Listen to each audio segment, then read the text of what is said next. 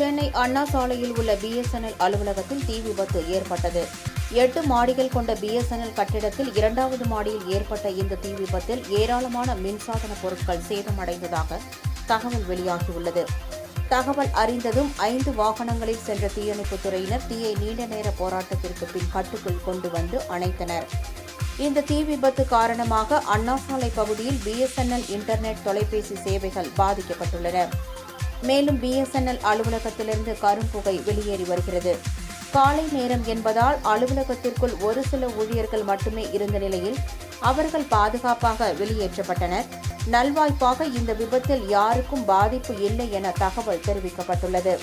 விபத்துக்கான காரணம் குறித்து காவல்துறையினர் விசாரணை மேற்கொண்டு வருகின்றனர்.